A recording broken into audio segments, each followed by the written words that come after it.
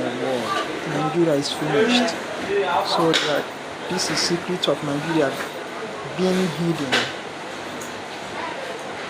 Nothing is being done. What they can do is to go and arrest those that spoke up. That speak up. They will go and pick the person. There are people like this in Nigeria. People that know all these secrets and nothing is being done. Watch out and see what is going on in this useless country. This is our country. There is Philip Rage. There's this. That is an excellent job.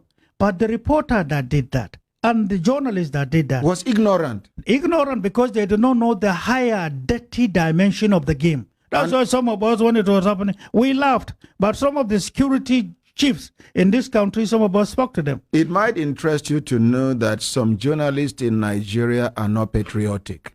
No, some are, some are not. Some are not. Some do not even believe in this country. I know. Some are working against the progress of this country. That I know. Some yes. are in the payroll of some of the people destroying this country. That is a fact. And they will never report anything positive about Nigeria. I will come to that. Thank you. Continue. I will come to that. Now, Babangida left. General Abacha came to power. When General Abacha came to power, numerous things happened. First of all, he was also confronted by IMF, World Bank, and some of these instances on the same issue that led to the failure of General Buhari when he was military head of state, currency devaluation. General Abacha now fought to say, instead of that, we shall establish economic council that is strong and big enough, and we will comply based on practicality. Naira was tagged, everybody knew, to 82 in black market, 22 in official rate. That was the first time Abacha shot himself on the foot. The second, Abacha now didn't stop there. He said, there are opportunities open for us to create LNG for Nigeria and for Africa. Liquefied a source, correct. A source for us to fall back to as a rich country that is blessed. Abacha shot himself, number 3. Second, Abacha had an option to allow all the refineries to die. So there will be importing oil. Abacha refused. It was in this process, I will tell you something here, that is my own experience. One of the GMDs wrote to me in the night and said, and I quote, my life is in danger. The memo was submitted GMD of NNPC. GMD of one of the, no, MD of one of the refineries. He came to me, he later became GMD. He talked to. He said I should save him. What? He said there are some certain forces from the Ministry of Petroleum and NNPC itself that have submitted memo to the president. He said everything in that memo, all the hundreds of millions of dollars are lies. How? He now come to tell me. He said, don't you see, go take the memos and take a look at them. We opened the office of the president late in the night. I brought out all these memos and we went through. We took dictionaries and get any type of dictionary in the world. These spare parts, they said, to be able to achieve turnaround maintenance. Look at this word. I saw a word I cannot pronounce. But the amount of money per unit, per hundreds of units required to be able to do turnaround maintenance was scary. He said, pronounce these numbers. Okay, let's look for it in dictionary. Anything. Okay, let's look at petrochemical dictionary. Began to resort to call people no meaning. Fabricated words. They fabricate what they do. If, for example, television, the word television is in dictionary. Before the word T, they will add some figures and some name and some letters. In between television, they will add some more. At the end, they will add some more. How do you pronounce it? That is the way it is. Now you see allocated to that. Say per unit, for example, $50,000 times 3,000. In the meantime, it's nothing. It's just a game. So at the end of the day, you see, to be able to do turnaround maintenance, the colossal amount of money is too huge. And it's even enough to build fresh refineries. Even medium refineries at the end of the day. And then the moment you do turnaround maintenance, you will be settled with the word sabotage is no longer functioning. Brain box, brain this. At the end of the day, so presidents over presidents and presidents, they have not spoken. But I know numerous presidents of Nigeria have had these colossal problems. It was a game. Just for you not to produce. You have oil, you can't manage. It's stage managed. Nigerians are used as agents, and then they retarded Nigeria. In every inch, they were making money. These were type of games. This happened with me. Now, another thing was the issue of Vision 2010. After Abacha left, was halted. It couldn't go. PTF was halted. It couldn't go. The issue of plan for dredging were halted. These were to make Nigeria great.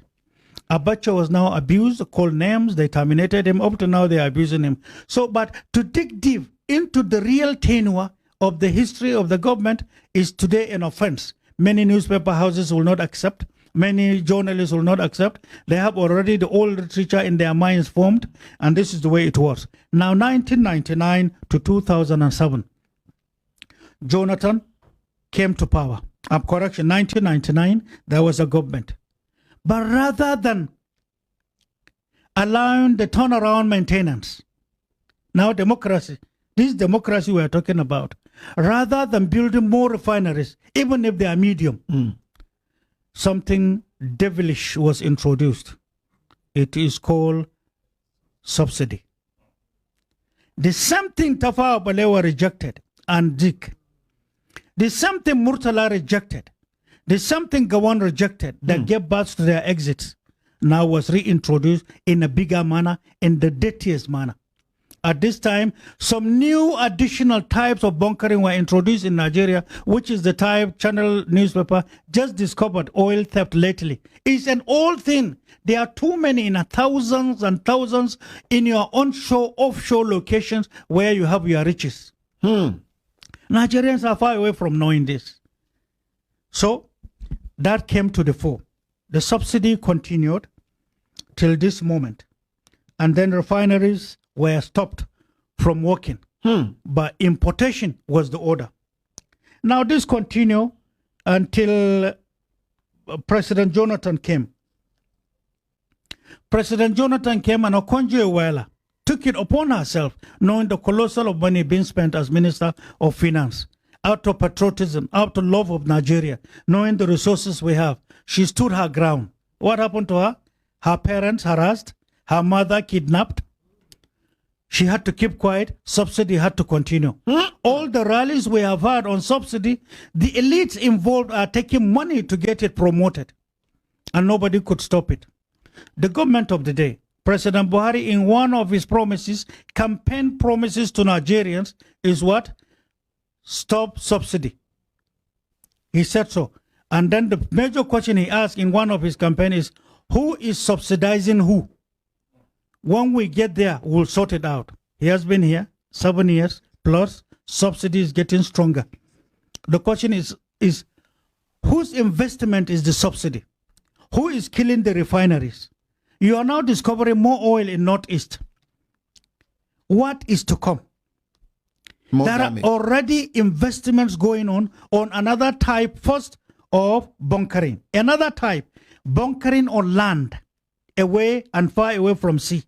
We are going to see something, unless we have a leadership that care for Nigeria, that will carry Nigerians along, that will get Nigerians educated, that will create a barrier from this monster and the managers of the monster at home and outside. We are in for a very big problems. And so the tiny little peanuts they are being given, many of our elders, many of those who are opportunistic, they found themselves in places, whether as civil servants or as politicians, are the problems of this country, not the majority poor who don't even know what is going on. Another, this is as at today. Now the question I'm talking about, this is concerning oil only. Oil that we have and Northeast in Nigeria. Northeast, to start with, designed by God Almighty, is the richest part of Africa. Nobody, no part of Africa is as rich as Northeastern Nigeria. Anything on eastern Nigeria is rich. Southeast, the amount of stones, the amount of oil and gas, coal and gold are enormous. People don't know. You see in Southeast, even this red sand, you see that in the ancient day, when people get married, they take the red sand and adorn their huts. It's gold. Gold. Yes. Chinese are taking it today in hundreds of thousands of containers. They are taking it to the sea. You don't have the machine to refine it. But for how long have they been doing that? And at any time you ask, they say, no, we are taking your son to prepare fertilizer for you. And then immigration, custom, and police every day. That's why custom, if they are to talk to at the departure point, in all our seaports, Port Harcourt, Calabar, Warri, Tinkan Island, Apapa Port, ask custom. All these things they are taking out. What excuses were they given? If these things are real, they are going making fertilizer for Nigeria's usage. How much are they paying you to take it out? What stops us from producing our own fertilizer in Nigeria? I'm coming to talk to you on even fertilizer and the game being played against us. So, Fertilizer alone is another heavy, serious, dangerous matter. This is going on. Unabated, hundreds of billions of dollars are being made. This country is rich as it is, becoming impoverished every day. I give you an example before I go into agriculture, fertilizer. The budget 2022 is a budget of deficit. No leader can look at it and go by the yardstick of management of economy of any country to say the provisions in that budget is what you will use, and then there will be succor for Nigerians when 2024 comes. It will be a big problem to manage 2023 with that budget. There will be a lot of social problems. That's why we, on our own and out of patriotism, now decided to look at Nigeria from outside, from electronic means openings. Nobody gave us one kobo. But there are foreigners who care for Nigeria. There are institutions who care for Nigeria around the world. They receive us. We have data. you have data. We have data. If you give me opportunity, I know how to create hundreds of billions for Nigeria with ease. And if we are settled as commander-in-chief, I guarantee you, mark this statement, record this, and air it to everybody. Tell them, I say I know how to create trillions, 2.7 trillion per annum using what God has given us, using international market, minus the unseen hand that have been destroying us since 1956. There is a game. God didn't consult any of us to say, I'm creating you a Nigerian. God didn't consult us to say, I have given you these resources.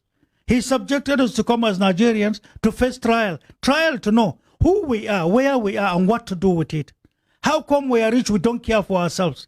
How come the poorest poor are being regarded and counted with us as Nigerians? How come we be this rich